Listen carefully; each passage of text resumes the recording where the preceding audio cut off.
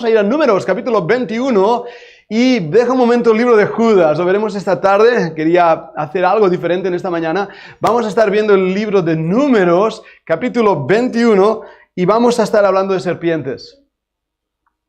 Ya he perdido a la mitad de la congregación. Sobre todo a las chicas, ¿no? ¿Habéis comido la serpiente? Es buena, sabe a pollo. Si nunca la habéis probado, es algo parecido a esto. Pero no es el tipo de serpiente que vamos a estar hablando. Vamos a hablar de una serpiente que cambió la vida de muchísimas personas. Y vamos a descubrir realmente cómo hay una serpiente que se ha levantado para nosotros. Y más que una serpiente, hay un Salvador levantado para nosotros. Y vamos a ver esto, empezando en Números, capítulo 21. Voy a empezar leyendo en el versículo 5. Números 21, 5.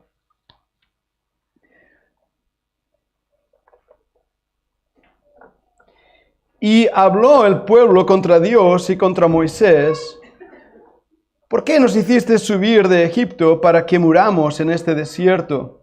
Pues no hay pan ni agua y nuestra alma tiene fastidio de este pan tan liviano. Y Jehová envió entre el pueblo serpientes ardientes que mordían al pueblo. Y murió mucho pueblo de Israel. Entonces el pueblo vino a Moisés y dijo: hemos pecado por haber hablado contra Jehová y contra ti. Ruega a Jehová que quite de nosotros estas serpientes. Y Moisés oró por el pueblo. Y Jehová dijo a Moisés: hazte una serpiente ardiente y ponla sobre una asta, y cualquiera que fuere mordido y mirare a ella vivirá. Y Moisés hizo una serpiente de bronce y la puso sobre un asta, y cuando alguna serpiente mordía a alguno, miraba a la serpiente de bronce y vivía. Vamos a leer hasta ahí. Y vamos a orar todos juntos. Hay varios motivos de oración en mi corazón que quiero recordar. Y creo que como iglesia también es muy importante que oremos. Uno de ellos es Judith. Por favor, orad por ella en su estado de salud. Sigamos orando. Y hoy muy en especial oramos por Cristina Sandoval, Crisi. Está esperando un bebé desde ayer noche. Empezaron los dolores. Están pasando el rato. No saben si van a hacer cesárea o no. Así que os pido que oremos también por ella. Y sé que hay más motivos de oración, pero especialmente hoy vamos a orar por esto. Vamos al trono de la gracia, vamos a orar y después leeremos otro. Paqui, sí, perdóname. Benjamín, vamos a orar. Gracias por recordarme eso también, Paqui. Y Juan Antonio. Vamos a orar por estas cosas. Vamos al Señor. Señor, gracias te damos por tu palabra preciosa que llega a nuestros corazones, que toca nuestras almas, que nos transforma. Y Padre, no queremos hoy hablar de una historia, queremos hablar de una gran verdad, una buena nueva que transformó muchas vidas. Padre, en esta mañana alzamos también nuestra voz, intercediendo ante ti por estas personas tan queridas, tan amadas para nosotros, aún en las dificultades de sus vidas. Por Juan Antonio, por Benjamín, Señor, este pequeñín con cáncer a los 5 años, te pido por él. Tú puedes sanarlo si así está en tu voluntad, Padre. Igualmente te rogamos por Judith, Señor. La sostenemos a ella en nuestras oraciones y una vez más sabemos que tú puedes sanarla si así es tu voluntad. Y Padre, te pedimos muy en especial por Crisi. No hemos oído nada todavía si ha tenido el bebé o no. Lo que sabemos es que hay esa posibilidad de hacer cesárea. Y oramos por ella para que el parto vaya bien, el bebé venga bien. Señor, tú les guardes, les protejas y podamos gozarnos con las buenas nuevas de un nacimiento. Dirige a esta congregación, Padre, ayúdanos a de verdad amarte a ti y a mirarte a ti, nuestro Salvador. Te lo pedimos en el nombre del Señor Jesucristo. Amén. Números 21. Hemos leído Números 21. Y la historia creo que la conocéis o la habéis oído.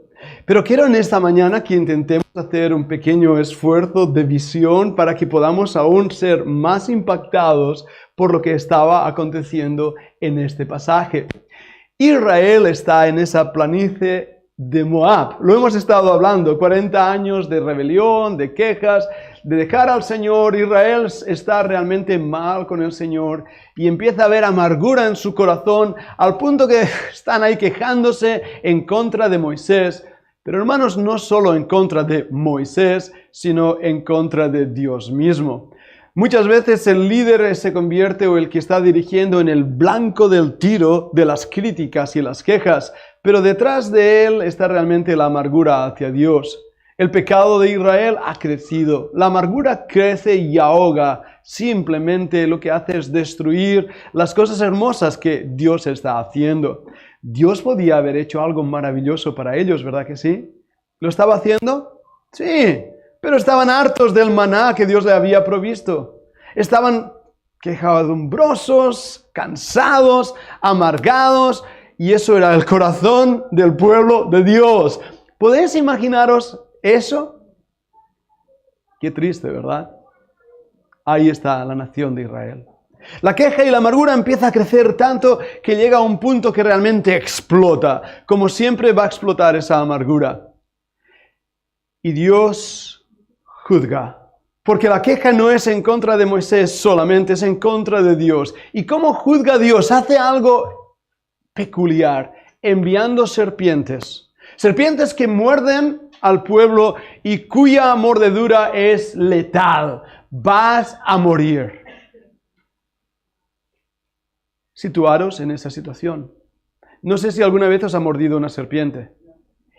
Algunos habéis experimentado lo que es la mordedura de una serpiente, pero si estáis aquí quiere decir que no os mordió, por ejemplo, una coral o una cobra.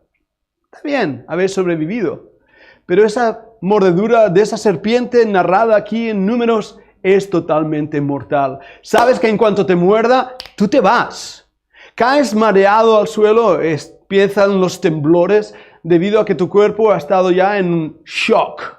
Y eso empieza realmente a desesperarte. La gente empieza a chillar, puedo ver cosas nauseabundas, tal vez saliva saliendo de la boca de las personas, el gemido y el clamor de miles de personas que están ahí tumbadas, la desesperación.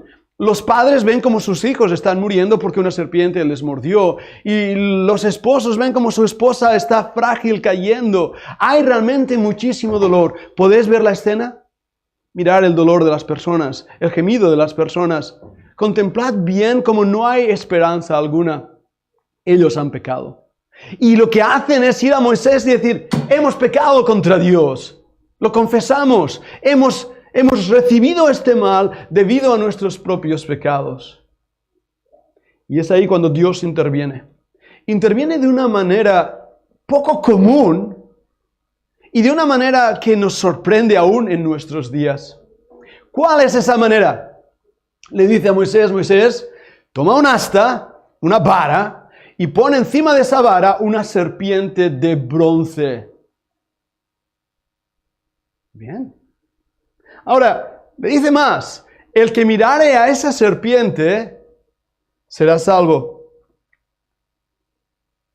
Hazte una serpiente ardiente, el versículo 8.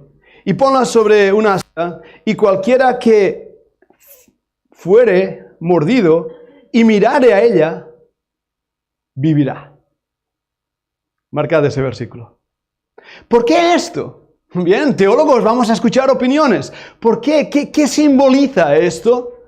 ¿Y qué ejemplos tenemos en la Escritura de esto?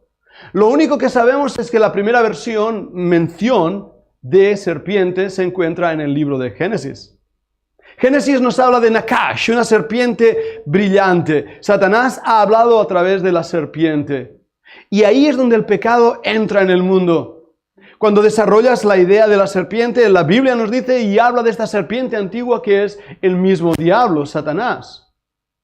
Así que uno se pregunta, ¿es por ahí por donde van los tiros? ¿Acaso esta serpiente representa al diablo y a Satanás? La respuesta, como veremos, es no, en absoluto. La serpiente, hay otro simbolismo que nos puede llamar la atención. La serpiente es el pecado. La paga del pecado es muerte. Si el pecado te muerde, tú mueres. Y la Biblia dice, por cuanto todos pecaron, están destituidos de la gloria de Dios. O sea que todos hemos recibido la mordedura del pecado. ¿Verdad que sí? Y todos somos dignos de muerte. Y no solo dignos de muerte, es que todos estamos muriendo. La separación de Dios es real. Somos realmente culpables de nuestro pecado. Y vamos a morir sí o sí. Porque la paga del pecado es muerte. ¿Lo veis? En esa imagen podemos ahora entender el dolor y la desesperación de aquellos que están ahí tumbados, muriendo. ¿Verdad que sí? Ahora hay otro simbolismo de esta serpiente que no sabríamos si no fuera por el Nuevo Testamento. Y si no fuera el Señor revelándonos más qué significaba esta serpiente, que además era de cobre. Y en la Biblia el cobre representa, el bronce, perdonadme, no el cobre, el bronce representa el juicio. Y tomad nota de esto, porque cuando veis, por ejemplo, los muebles del altar del tabernáculo, recordad el primer mueble que Dios le dice que hagan, es el altar del sacrificio. ¿Y de qué está hecho? De bronce. Símbolo del juicio. Símbolo del juicio de Dios por el pecado. Ahora, vayamos un momento a descubrir el significado de esta imagen en el Nuevo Testamento. Abramos la Biblia en un pasaje muy conocido, pero olvidamos muchas veces el contexto. Vayamos a Juan, capítulo 3. Juan, capítulo 3. Vamos a leer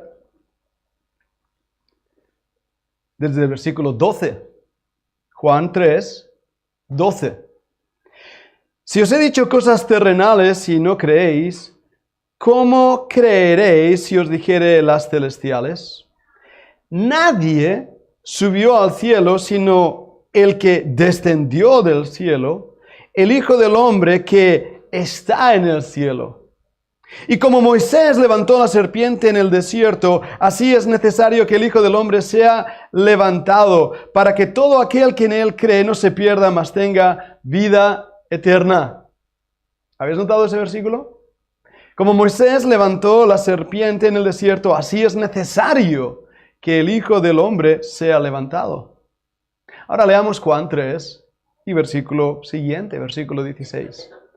Porque de tal manera amó Dios al mundo, que ha dado a su Hijo unigénito para que todo aquel que en él crea no se pierda, mas tenga vida eterna. ¿Cuántas veces mencionamos Juan 3:16 y olvidamos el contexto en donde aparece Juan 3:16? Y donde aparece Juan 3:16 es el Señor Jesucristo hablándonos, diciendo, os voy a explicar algo que no vais a entender. Y dice, el que nadie subió al cielo, sino el que descendió del cielo, el que está en el cielo. Qué juego de palabras, ¿verdad? ¿Y cómo puede descender del cielo y estar en el cielo a la vez? Ese es Jesucristo, porque Dios es omnipresente. Dios está en todo lugar. El Señor Jesucristo estaba aquí en la tierra, pero estaba en el cielo. ¿Puedes entenderlo? No, porque nuestra mente es finita. Y si tu Dios es tan grande como tu mente, no quiero creer en tu Dios, porque es un Dios humano inventado por ti. Pero el Dios de la Biblia supera cualquier mente humana, por más prodigiosa que ésta sea. Ni el mismo Einstein podía entender a Dios.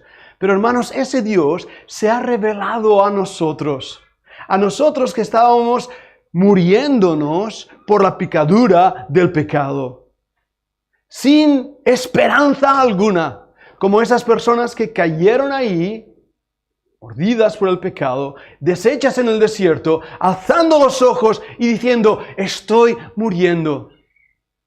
Situaros en esa situación para ver la gravedad del momento. Porque así estamos espiritualmente nosotros. Y en esa situación, una serpiente es levantada.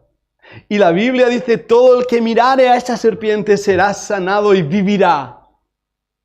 Y aquí en el Nuevo Testamento se nos dice que el Señor Jesucristo fue levantado no en un palo como esa serpiente, sino en una cruz. Su cuerpo fue levantado en esa cruz. Y viendo esa cruz, aquel que mira a la cruz será salvo. Tendrá la vida eterna. Podrá realmente darse cuenta que aunque es digno de muerte, digno de conmiseración, digno de pena, si tú miras a Cristo, hay esperanza. Importante que es esto. Que de verdad entendamos que nosotros mismos no podemos ser salvos. No hay nada que tú puedas hacer para ganar el cielo. Nada. No hay nada que tú puedas hacer para que Dios te ame más. Porque la medida del amor de Dios por ti es su Hijo, el Señor Jesucristo, quien fue levantado en una cruz para que seas salvo. No podemos entender Juan 3 y versículo 16 si no entendemos la realidad del pecado en nuestras vidas.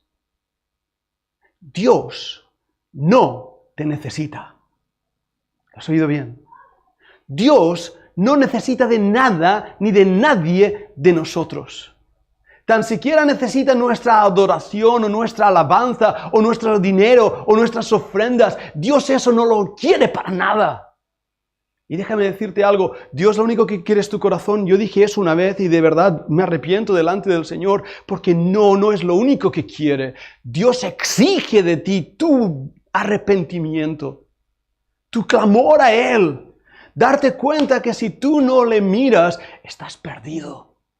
No hay esperanza, porque el pecado te ha mordido y el destino que te espera es la misma muerte. ¿Ves la gravedad? ¿Ves la dificultad? Esto es grave. Nuestro destino está en un lugar sin esperanza, exceptuando esa puerta abierta. De tal manera amó Dios al mundo que ha dado a su Hijo unigénito para que todo aquel que en Él crea no se pierda, sino tenga vida eterna. Y perdonad por modular mi voz ahí, pero es que debo modularla porque la pasión de verdad sale de mi corazón al pensar qué amor tan grande hacia nosotros. Yo no lo entiendo. Porque a la mínima que alguien me hace daño, que me duele, soy como un cangrejo que se mete en un agujero. O como una tortuga que mete la cabeza para adentro. O como uno de esos caracoles, no sé si lo habéis visto, ermitaños que toman la cáscara de otro y le pones el dedo y se mete dentro. Y así actuamos cuando nos dañan. Pero Dios fue dañado por ti y por mí. Nuestros pecados llevaron a Cristo a esa cruz maldita donde Él fue levantado. Y fue levantado como un símbolo de pecado. Porque maldito todo aquel que muere en una cruz. Así está escrito. Qué importante es entender esto, hermanos. Y si tú hoy no estás seguro de tu salvación, si tú no estás seguro de haber mirado a la cruz, hoy te ruego que mires a esa cruz y seas salvo. Y cuando digo a esa cruz no me refiero al crucifijo que algunos de nosotros llevamos o en la garganta o en la solapa como símbolo del cristianismo, sin darnos cuenta que esa cruz es un símbolo maldito. ¿Llevaría alguno de nosotros una guillotina en la solapa, verdad que no? ¿Una guillotina en el cuello? Al contrario, la misma imagen de esa guillotina crea en nosotros náuseas. Así fue la cruz, hermanos, fue un lugar de pecado, fue un lugar de castigo, fue un lugar de ira, fue un lugar de vergüenza, fue un lugar de sufrimiento, fue un lugar que el mundo no era digno, pero en aquella cruz estaba el Señor Jesucristo siendo levantado para que todo aquel que en Él crea no se pierda, sino tenga la vida eterna. Eso es la cruz de Cristo. Eso es la cruz de Cristo. Y hoy esa cruz sigue levantada para ti. Mírale. Ahora, en mi último punto de este mensaje, quiero ir a una nota que entristece y que nos muestra cómo somos. Hemos leído en el libro de Números la historia de ese evento. Pero ¿qué pasa con esa serpiente? Tenemos que ir al segundo libro de Reyes, en el capítulo 18. Yo os invito a abrir ahí las Escrituras. Segundo libro de Reyes, capítulo 18 y versículo 4. Ezequías está reinando en Judá. En ese evento, en el segundo libro de los Reyes, nos narra lo que se ha llamado el avivamiento con Ezequías. Ezequías vuelve el corazón incrédulo de ese Israel que había pecado en el desierto y de nuevo estaba en rebelión, adorando a falsos dioses, falsas imágenes, teniendo un culto y un servicio religioso apóstata, y Ezequías vuelve a la nación, igual que hizo Moisés, al verdadero evangelio. Pero mira lo que dice el versículo 4. Él, Ezequías, quitó los lugares altos y quebró las imágenes y cortó los símbolos de acera e hizo pedazos. Escucha esto. E hizo pedazos la serpiente de bronce que había hecho Moisés, porque hasta entonces le quemaban incienso los hijos de Israel, y la llamó Nehustán. ¿Qué palabra en hebreo? Quiere decir cosa de bronce. Nehustán, cosa de bronce. ¿Qué habéis visto? La imagen de esa serpiente levantada en el desierto que salvó a miles, se había convertido aquí ahora en un símbolo de adoración pagana. La imagen que el Nuevo Testamento nos muestra, que esa serpiente, esa imagen, representaba tipológicamente a Jesucristo siendo levantado para la salvación, ahora esa serpiente, esa tipología, se había convertido en algo de adoración pagana. Y por eso Ezequías, que amaba al Señor, la destruyó. Ahora, volvamos a la escena, pero esta vez miremosla desde los ojos de Moisés. ¿Estáis conmigo? Vamos a ver a este líder viendo su pueblo al cual ama, sirve y a veces se cansa y está harto también de sus tonterías y ha recibido las críticas, pero ve lo que está pasando. ¿Podéis imaginaros cómo se sintió Moisés al levantar esa serpiente y ver que aquellos que la miraban eran salvos? ¿Podéis imaginar el gozo, la bendición, la alabanza que fluía de ese corazón de Moisés? Tenemos el canto de Moisés. ¿Podéis imaginaros eso? ¿Y qué gran responsabilidad ha tenido Moisés para llevar a este punto? Porque Moisés podía haberse cruzado los brazos y haber dicho, Señor, hoy no, estoy cansado y ya lo haré mañana. Moisés podía haber dicho, ¡ja! ¿Me han criticado a mí? ¿Han estado diciendo toda clase de barbaridades en contra mío? Señor, que se aguanten. Podría haber hecho eso, ¿verdad que sí? No, Moisés no. Él no era así. Moisés tenía un corazón que amaba al Señor y le obedecía. El corazón más manso, nos dice la Escritura de él mismo. Y cuando vio la situación, hizo lo que Dios le había dicho que hiciera. Y eso trajo bendición en medio del dolor. Vayamos a Ezequías. Ezequías ha visto esa serpiente. ¿Hay ahora gente que está siendo mordida? No, parece que en el relato histórico del segundo libro de Reyes ya no hay esas serpientes. Pero hay un pecado peor. El pecado de la idolatría. Y el pecado de la religiosidad. Del rito. Del ritualismo. Donde ahora se está adorando a algo que es de bronce. Se ha perdido el sentido y el significado y el tipo y la tipología para simplemente adorar a algo que es de bronce. ¿Y qué hace Ezequías? Este hombre fue valiente. Oh, Dios nos dé más líderes como estos hombres, ¿eh? Este hombre lo toma y toma eso de bronce y ¿qué hace? Lo hace añicos, lo hace pedazos, lo destruye. ¡Uf! ¡La reliquia! ¡Ha roto la reliquia! Puedo imaginar algunos. Está bien, ¿cómo lo aplicamos a nuestros días? Quiero hablar directamente a todos aquellos que predicamos el Evangelio. Predicadores, pastores, yo sé que hay muchos ahí en internet y si el mensaje se está transmitiendo también a través de Bible Network, Bible Broadcasting Network, la BBN en Sudamérica. Es importante que entendamos esto. Hermanos, el Evangelio tiene que ser predicado y enseñado según las Escrituras. Cualquier otra cosa que está fuera de la enseñanza de las Escrituras, por más bien o bonito que suene, no es el verdadero Evangelio, no salva a nadie. Puede tener el aspecto y la imagen igualita que el Evangelio, pero no es el Evangelio. La Biblia nos habla que si aún un ángel del cielo os predicare otro Evangelio, no creáis.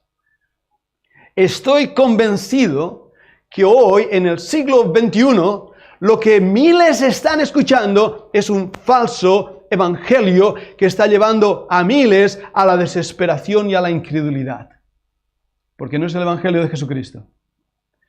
Unos datos que fueron presentados ahora no estoy muy seguro si fue el viernes, la clase que Cami dio, la visteis ahí, unos datos que presentó sobre el porcentaje de gente que está leyendo la Biblia en Estados Unidos. Y no tengo aquí los datos conmigo, los voy a decir más o menos de memoria, pero hermanos, había como miles, no recuerdo el número, podéis ver la clase, que habían dejado de leer la Biblia, habían dejado de asistir a la iglesia desde la pandemia en adelante.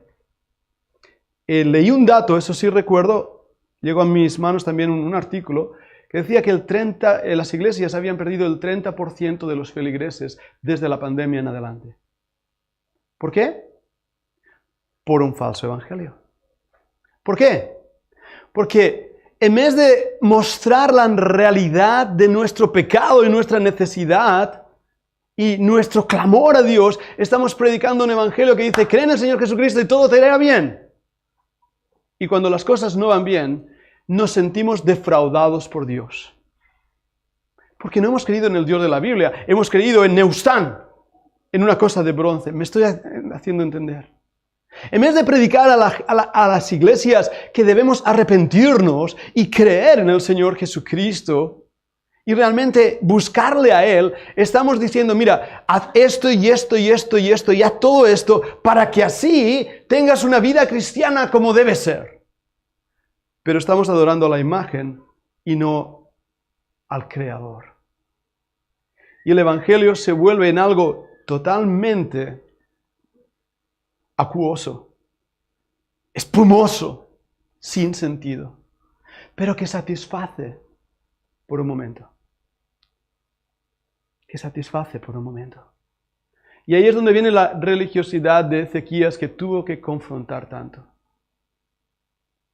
Cuando nuestra confianza está puesta en las cosas que hacemos, hemos creído en un falso evangelio. Y de verdad yo sé y hemos hablado de esto y hemos predicado de esto, pero es que este es el peligro más grande que veo en nuestros días. Y esa religiosidad tiene muchas formas. Le quemaban incienso. La Biblia dice que quememos incienso al Señor en el Antiguo Testamento. Dios dice cómo se debía hacer ese incienso, ¿lo recordáis? Decía que tenía que ser de tal manera, hecho de tal forma, los levitas. El incienso está ahí en la Biblia. Y luego el Nuevo Testamento nos dice que todos nosotros somos olor fragante de suavidad delante de Dios. Tú eres el incienso ahora, no hace falta el Antiguo Testamento.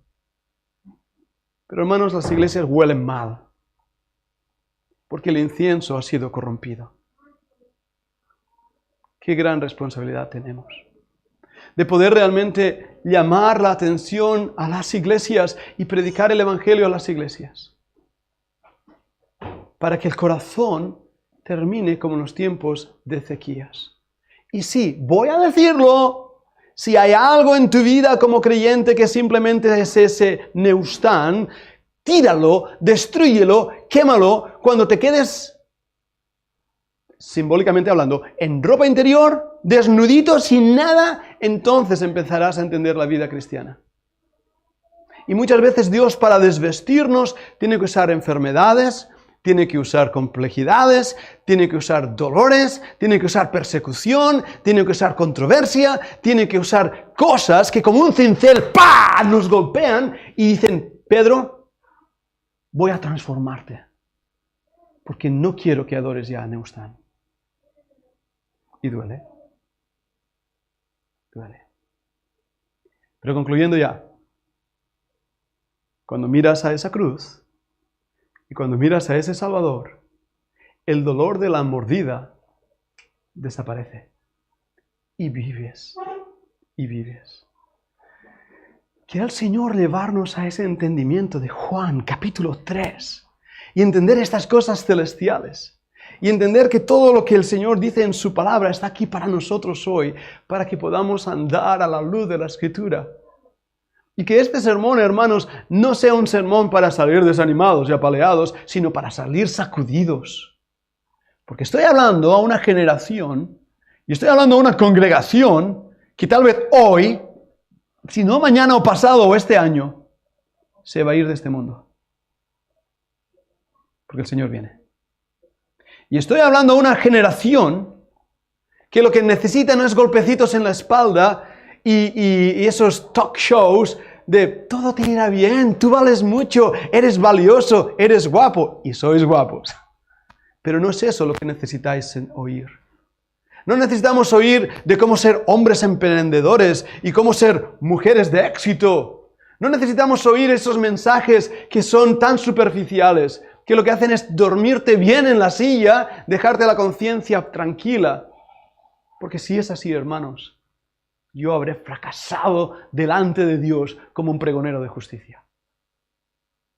¿Qué predicó Noé? No hay ninguno de sus sermones. Pero mirad lo que hizo. ¿Qué predicó Enoc? Ahí sí que tenemos sermones en Judas. ¿Qué predicó Juan el Bautista? ¿Qué predicaron los apóstoles en el libro de Hechos? Arrepentíos. Ese es el mensaje. Este es un mensaje no de éxito, sino un mensaje de auxilio para que miremos a la cruz y vivamos. Para que miremos a Cristo y vivamos. Para que podamos entender las cosas celestiales y vivamos. Señor, bendiga su palabra en nuestros corazones hoy. Vamos a orar. Padre, toma este mensaje. Tómalo, Padre. Tú conoces los corazones de los que han escuchado y también aquellos que lo escucharán más tarde. Tú sabes, Padre, mi propio corazón. Oh, Señor, a veces tú tomas herramientas muy inútiles, Padre. Una vez usaste a un burro y continuó siendo burro, pero lo usaste para hablar.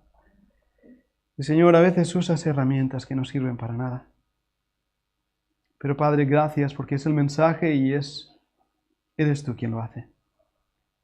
Ayúdanos, Señor, a mirar a la cruz y a ver al Dios de gloria, el Dios de gloria que apareció a nuestros padres, el Dios de gloria que nos apareció a nosotros en la cruz, el Dios de gloria que es hoy nuestro Señor. Bendice esta iglesia, Padre, te lo pedimos en el nombre de Cristo. Amén.